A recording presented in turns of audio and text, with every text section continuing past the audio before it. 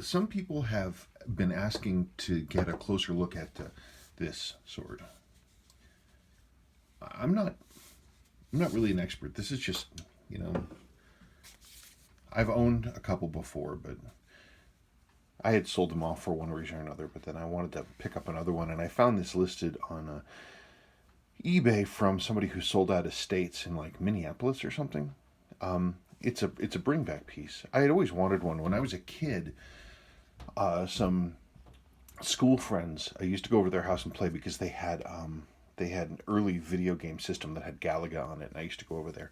Their dad was a former Marine, and he had an officer sword, one of these swords, in the corner of their sort of rumpus room. It just was like sitting propped up in the corner, and I always used to think it was cool. But I got this. It was badly listed, and it wasn't very well photographed. And I knew enough just by looking at it. I could tell that it was original. So um, I wanted to pick it up, and I got it, and I got it for a decent price, and so I was happy with it. And I had also gotten some input on it before. I showed it to an expert, and he said the tang is unsigned, but that doesn't really mean anything. I mean, that happened all the time. Having a signed tang apparently doesn't, they made a ton of swords in the run up to the war and during the war because all officers had to have one. And a lot of these blades were machine made, designed to look like they were hand forged, but they weren't. And a lot of these even had signatures or were from second or third rate smiths. This blade is hand forged, and the expert I showed it to said it was made between 1600 and 1700. So 300 to 400 years old. It's in, I think the rarest thing about it is it's in this tropical sheath. What's interesting is that there's no corresponding loop here, and even if there was, there'd be no way to snap to it. I don't know that this was original to this. Perhaps this had a leather covering on it, and that got removed. I'm not honestly sure.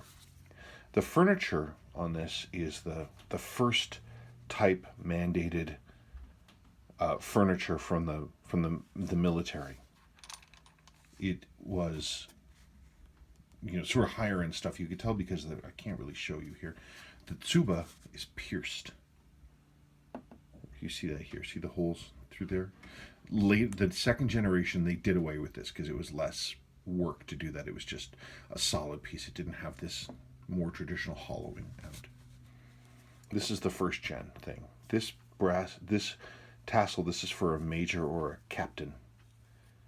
It had a lot of wear. You can see the shadow on the marking of the guys.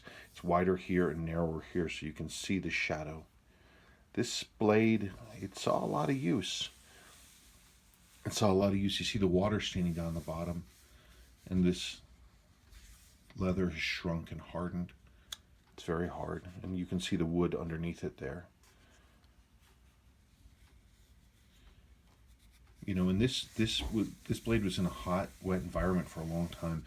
It had some rust spots on it. The person before me, and I'm sorry, the person who sold this out of the estate thought they would get more money for it if they sort of took off some of the rust spots. So you see there are some spots where they polished it up, which is unfortunate, like right there in the middle. See that right there? But also especially down towards the tip. You can see where they polished it. There would have been a vertical line of the finishing here, but that's gone. The blade isn't really chipped, and it still has most of that original polishing on it, and you can see the hamon on it. Again, amazing piece, amazing that it's handmade. The blade is straight, it's not warped.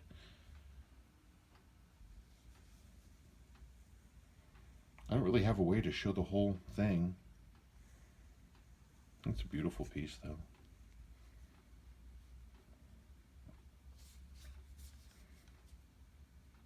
Brown silk wrapping, ray skin. Let me put this back in here.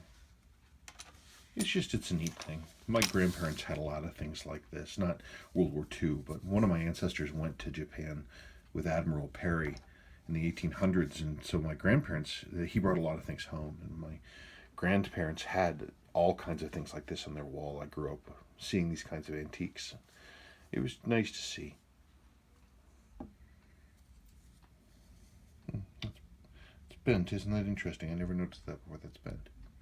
Anyway, this is a family crest, I believe, for the Toki clan, but I don't know for sure. As far as I can tell, and the thing is too is that the Toki clan is made up of all kinds of subclans, and I'm simply, I don't know anything about Japanese genealogy or that kind of thing. I don't know, but that is who I believe it is. If you have any more information about this family crest, please let me know. It was a bring back. Somebody brought this back from southeast, from the Pacific, somewhere in Japan. It sat in someone's closet. It smells like, faintly like mothballs. It smells like a clean, dry closet. It sat in the dark for a very long time. Beautiful piece. I don't really want to take it apart to show the tang, and there's no point, but I just don't like disassembling it if I can avoid it. Anyway, so some of you wanted to see more of this. There it is. I don't know what the story is with the canvas cover and not, because they won't work with this. And I don't know if it came with a different cover and the guy swapped it out or what he did. It's a mystery. I wish I knew more, but a lot of its history is gone. Beautiful object, though. Isn't that beautiful? Isn't that beautiful?